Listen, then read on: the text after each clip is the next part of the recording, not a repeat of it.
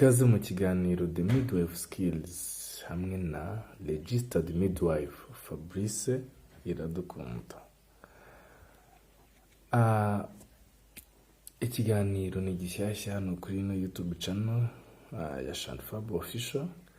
Iki kiganiro kizajya gitambuka nibura inshuro 2 cyangwa 3 mu cyumweru bitewe n'intego twihaye ndetse n'ibyo duteganye kuba twaganira.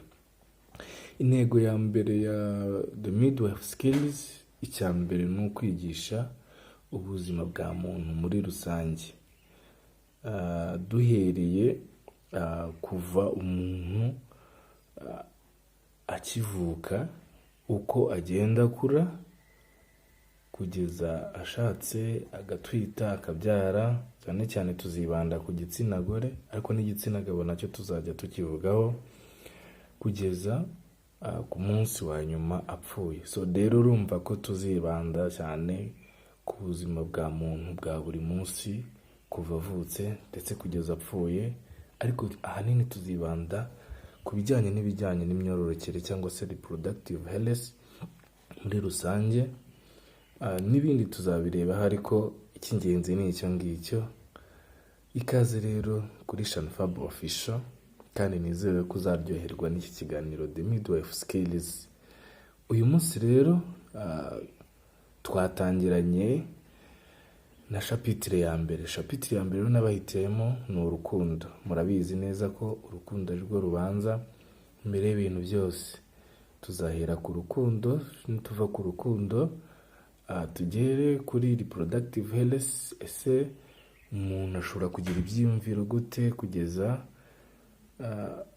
muri reproductive health? Nibwo tuzareba premarital consultation, cyangwa se ku bantu bitegura kurushinga cyangwa gushakana.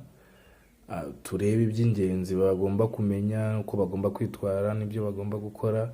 Ese kwa muganga ni ibiki basabwa kubakorera kugira ngo bazajye kubana bariteguye bihagije?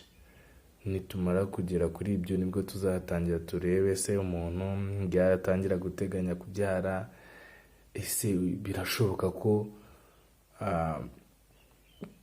ushobora kubyara igitsina wifuza mu gihe runaka?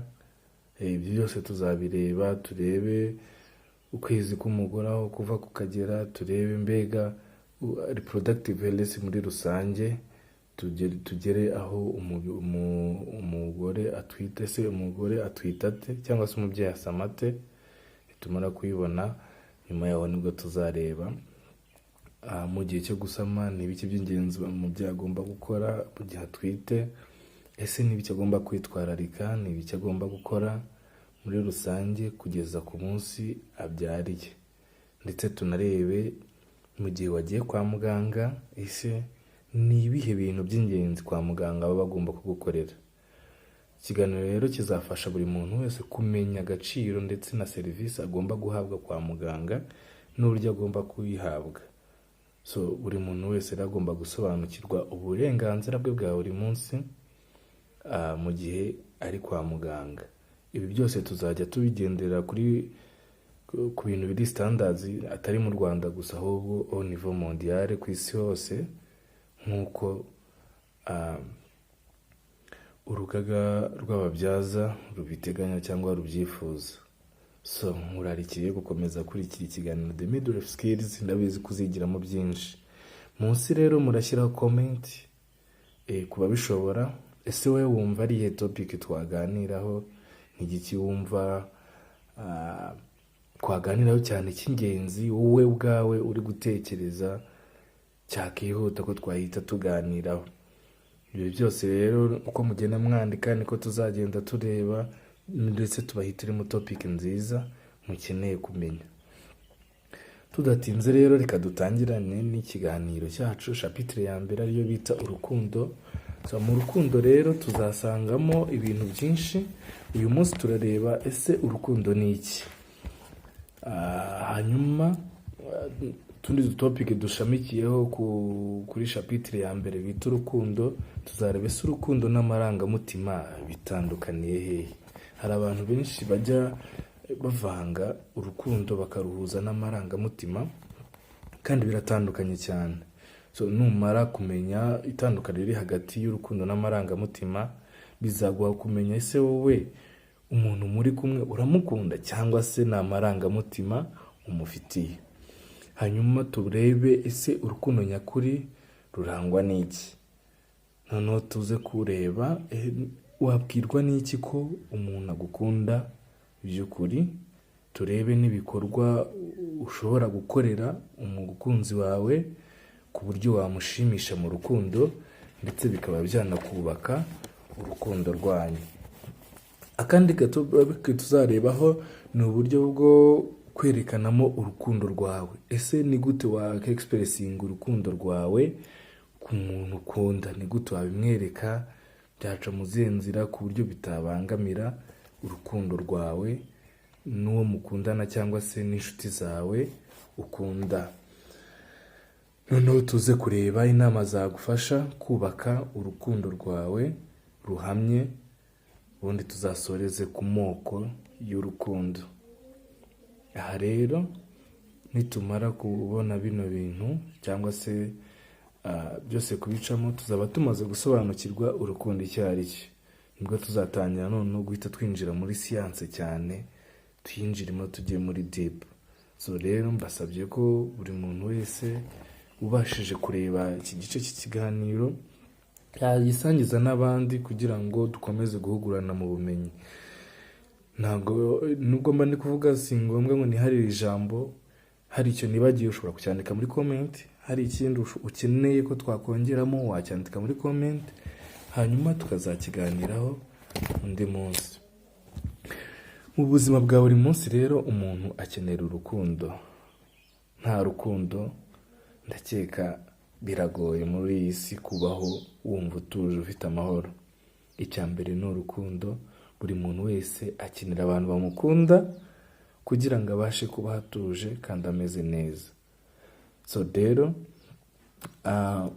navuze byinshi. Urukundo hari icyo Bibiliya ibivugaho, ndetse hari n'icyo abantu babivugaho, cyane cyane ku basayikologe.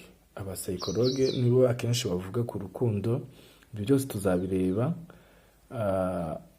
turebe ese abasayikologe batekereza iki ku rukundo, ese barubona gute, ese urukundo hari icyo rwafasha umuntu mu buzima bwa buri munsi. Noneho murabizi neza ko Bibiliya ubwayo nayo yigisha urukundo mu buzima bwa buri munsi. Turareba, tugiye kubanza kureba ese Bibiliya ivuga iki ku rukundo. Ese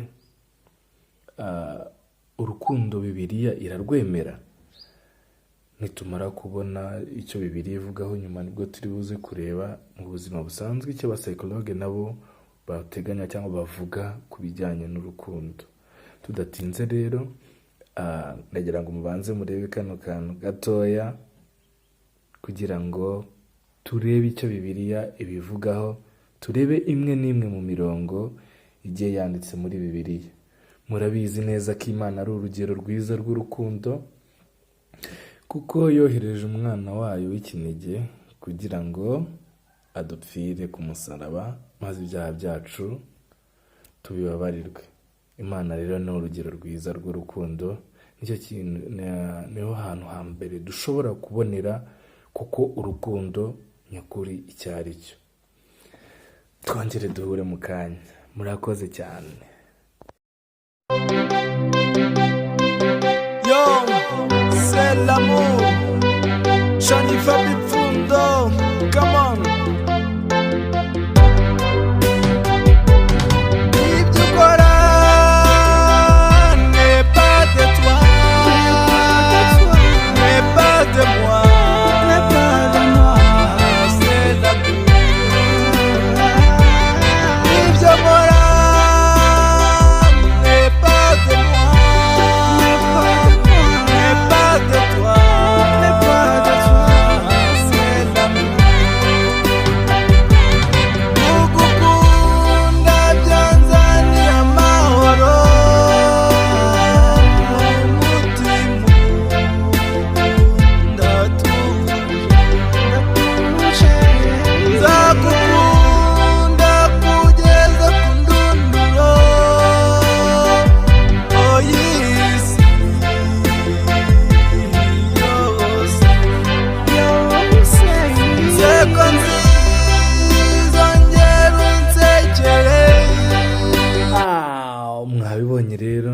ndetse mumaze kubyisomera icyo Bibiliya ivuga ku rukundo. Imana ni urugero rwiza rw'urukundo kuri twebwe.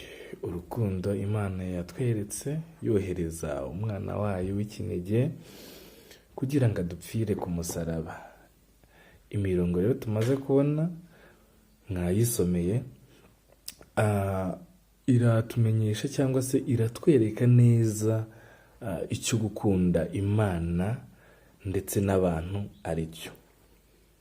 Ushobora kuyikoresha werekana Imana ko ari iki, ari urukundo. Mwabibonye imirongo 41, Abakorinto ba mbere 13, 3-8, Yohana wa mbere 4-7, Yohana wa gatatu umurongo wa 16, Abaroma muri 5:8, Yohana wa mbere 3 ku murongo wa mbere, Abaroma 13 umurongo wa 8, Abefeso umutwe wa 4 kuva ku murongo wa mbere kugeza wa 4, muri Matayo 5 umurongo wa 58 ugasimbuka gafata umurongo wa 43 kugeza kwa 48.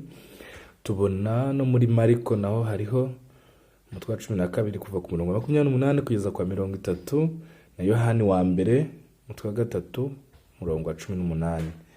Muri Zaburi naho ushobora kuharebera 68 umurongo wa 3. Utibagiye mu Migani umutwe wa 10 umurongo wa 12, Yohani 15 9 kugeza kuri 17, ndetse n'Imigani 17 umutwe umurongo wa 17. So rero nizere yuko mwamaze kubona icyo Bibiliya ivuga ku rukundo, kandi mwamaze kubona ko urukundo ari Imana, kandi Imana ubwayo nayo idusaba gukundana nk'uko nayo yadukunze.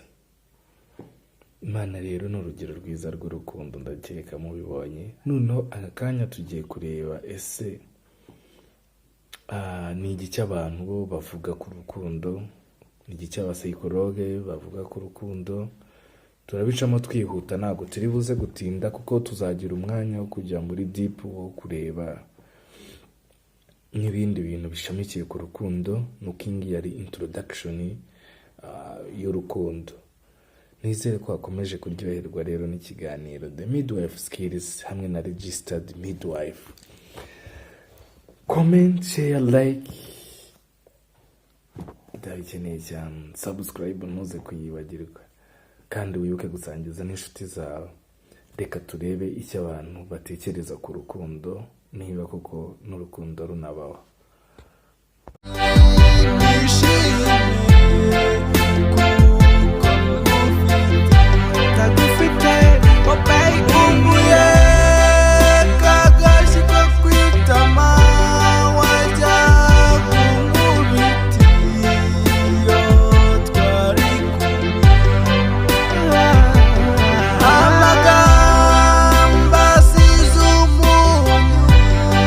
Asize umunyu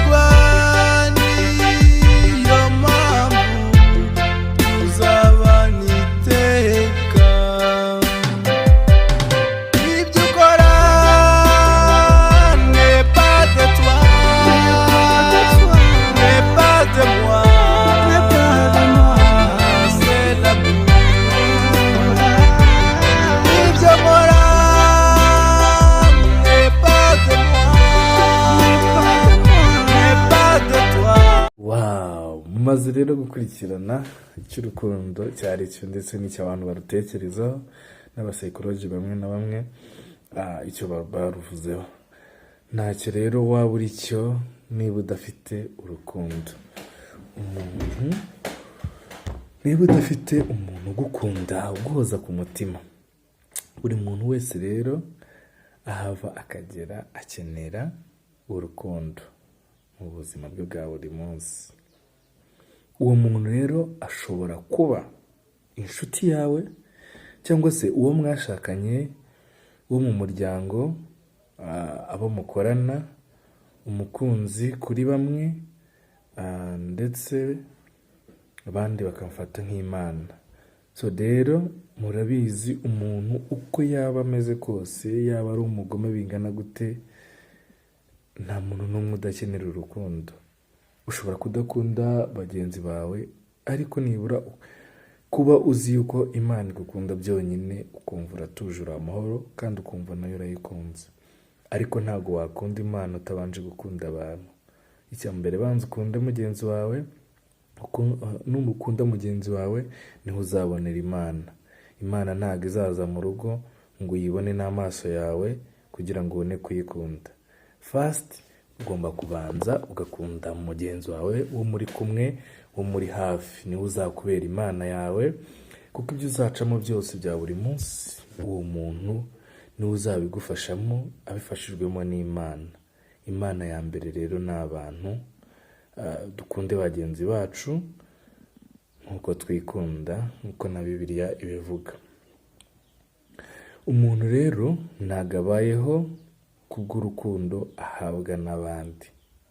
Oya rwose. Ibyo ngibyo ndagira ngo tuzabifateho umwanzuro. Ntabwo kuba umuntu yabaho ari ngombwa ko abantu bamuha urukundo. Abantu bashaka guha urukundo kimwe nk'uko bataruguha. Wowe icy'ingenzi ni uko ukunda kandi ukabana n'abandi neza mu buzima bwabo buri munsi. Gukunda rero ni byiza, ariko bikarushaho iyo ukunzwe. Gukunda ni byiza, ariko bikaba akarusho iyo nawe ufite umuntu ugukunda cyangwa se abantu bagukunda. Mumaze kubyibonera nk'uko mwabisomye. Kenshi abantu benshi batekereza ko kuba ukundana n'umuntu cyangwa se kuba ukunda umuntu uzabimugaragariza wenda niba umuntu akugurije amafaranga ukayamuhereza ugahita uvuga ati umuntu arankunda. Oya, tumaze kubibona yuko akenshi iyo mu rukundo hatangiye kuzamo ibintu byo kugurizanya amafaranga n'ibiki, akenshi urwo rukundo rurangira rwangiritse cyangwa se rurapfa. So rero ni byiza ko niba umuntu agusabye amafaranga wumva umukunze ufite ku mutima, aho kugira ngo uyamugurije, rimwe na rimwe ejo n'ejo bundi bizabangamira urukundo rwanyu. Beta niba kwatse 1,000 washaka 5 cyangwa 10 ukabimuhereza, hanyuma akagenda agakemura ikibazo cye. Ndakeka n'Imana izabiguhera umugisha. Leta dane kuba wavuga ngo umuntu ndamugurije 5, numugurije 5 ejo ukagira ikibazo ukayakenera ukayamwaka, ntago uzayabona. Ushobora kuyabona kimwe nk'uko ushobora kuyabura, kandi nuyabura bizazana agatotsi mu mibanire yawe n'uwo muntu. Urukundo rero ni indwara y'umutima, ni icyorezo kitagira uwo gisiga ku isi n'umwe. Dukunde bagenzi bacu, dukunde abakunzi bacu, dukunde abadukunda ndetse dukunde abatwanga. Nababwiye ngo si ngombwa ko umuntu abaho kubera urukundo ahabwa n'abandi. Tugerageze rero twitoze gukunda urukundo rwa nyarwo rutari urumamo. Tugerageze tubane neza na bagenzi bacu. Amahoro n'urukundo biturange iteka ryose, kandi urukundo n'amahoro tubisakaze muri sosiyete dutuyemo, mu muryango dutuyemo. Imana iduhana umugisha kubwo mwakurikiye ikiganiro The Midwife Skills hamwe na Registered Midwife Fabrice Iradukunda kuri YouTube channel. please share, comment, like and then subscribe. Ndabakunda cyane, Imana ibampere umugisha mwese kandi bongerere mu byo mukora bya buri munsi. Murakoze. Uri umusore, uri inkumi, uri umubyeyi, uri umupapa, uri umumama. Witegura kurushinga, ese witegura kubyara cyangwa uritegura kuba wasama? Kurikira ikiganiro The Midwife Skills hamwe na Registered Midwife Fabrice Iradukunda. Stay in touch. The God of women, save mother and child, reducer of neonatal and maternal death in Rwanda, family planning counselor, premarital counselor, pre-marriage counselor, psychological related to the pregnancy counselor. Together again, from evidence to reality. Umugore n'umwana imbere cyane. Welcome on Shanifabu Official on YouTube channel.